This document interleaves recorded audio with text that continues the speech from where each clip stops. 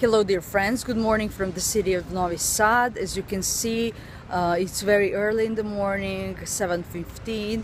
In one of the next videos I will talk about strategies that made me get up much earlier, become a morning person. Yet today I would like that we discuss my strategies for the digital detox, what worked for me and what you can immediately implement. As you can see behind me, it's an old train, the replica behind the railway station in Novi Sad, which is a powerful symbol of slowing down and having the time for yourself. When I think of digital detox, I think about having time for yourself and being focused on a single task and being able to spend time on what you want as you remain engaged and as you remain powerful and delighted about discovering the world around you.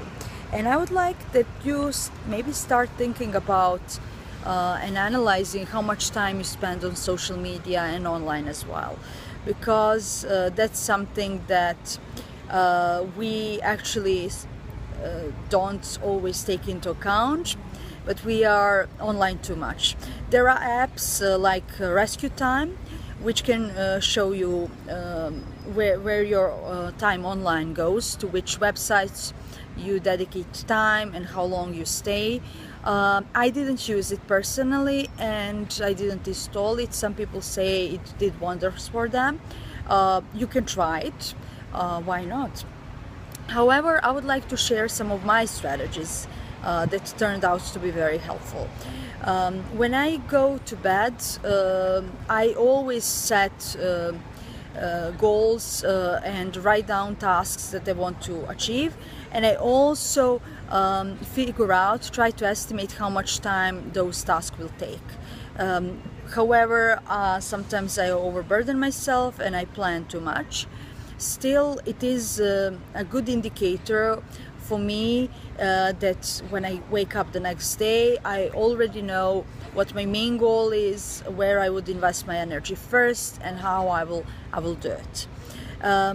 What I realized was getting difficult for me because of being online all the time. My job requires that I'm using social media a lot for research, for connecting with people, for staying abreast of trends, and I realized that I need to focus on a single task in order to complete it more efficiently, because I work in software industry. In our industry, time is the most valuable, priceless resource, and we constantly look for ways to optimize our business and to be much better in what we are doing. And the way to do that was obviously allocating a set amount of time to a certain task and remaining focused on that until completed. For some people, it turns out that being online and checking their email at just certain times of day is also beneficial. To be honest with you, I struggle with that. Sometimes I realize that I check my email too much, and I do that out of being bored.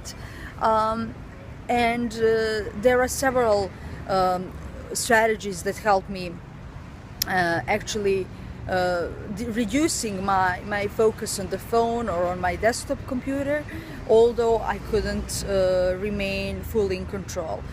One of those strategies is that I turn off my phone completely, especially on weekends, and when I'm doing certain activities, maybe I go to the grocery shop, or I go to do trainings in a gym or for a run.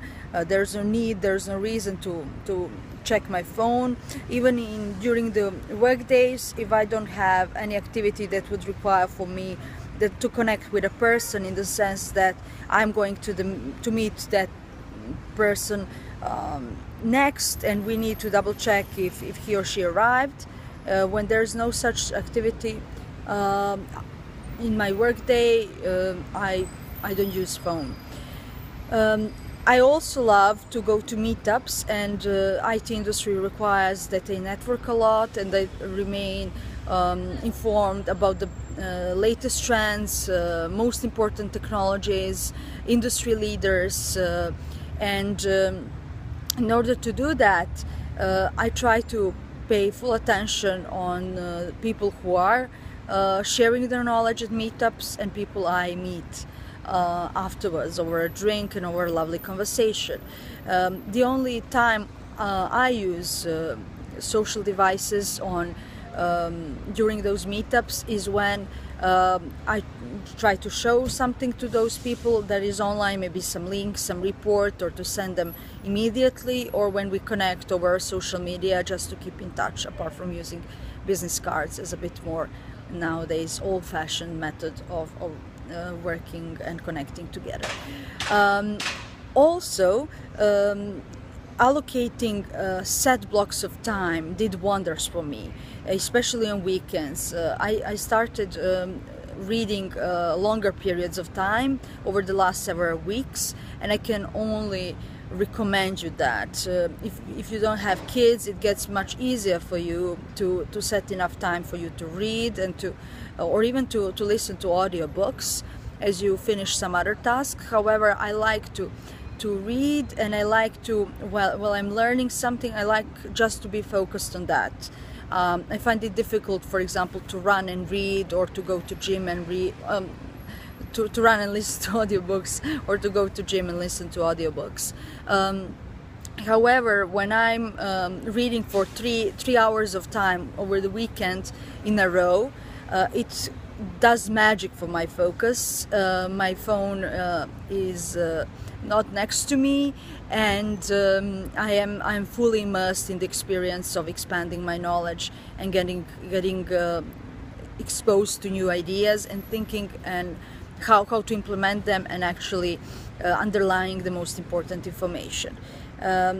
If you are reading a book in a foreign language, it would be maybe useful to have a phone next to you, but you don't go on the internet, just to use bilingual dictionary, maybe English-German, English-Italian dictionary, or if you're reading a book in a language that is different from your mother tongue, and there are not so many good dictionaries online, you may use monolingual dictionaries by Cambridge, by Oxford University Press, by Collins, Macmillan, and then you check out your phone for that piece of information. But also you can always read just for the content. A little digression for you, for those of you who are interested in improving your language skills in particular, and doing business in a foreign language. I would be doing more videos on that topic as well in the future.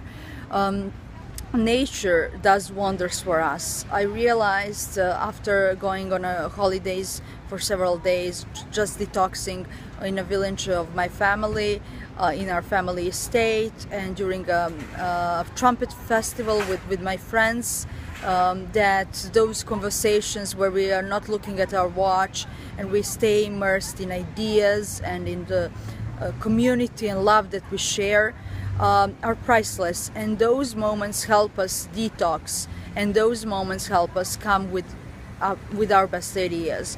Those of you who work in especially creative professions such as advertising, those of you who need to invent ideas, or even those who need to optimize processes and who constantly look at certain metrics and do very analytical jobs, probably you came up with your best ideas when you were completely relaxed and when you were away from the computer or away from the device you're usually using to do your job. So think about creativity, think about other strategies that may help you in detoxing, in spending less time digitally and more quality time. And remember, I think it was Einstein who said, if you continue doing what you always did, you will always continue to get results you always did in the past. Share with me in your comments what strategies helped you, what are some of your strategies that I didn't include, and I'll catch you in the next video. Have a lovely day and see you soon.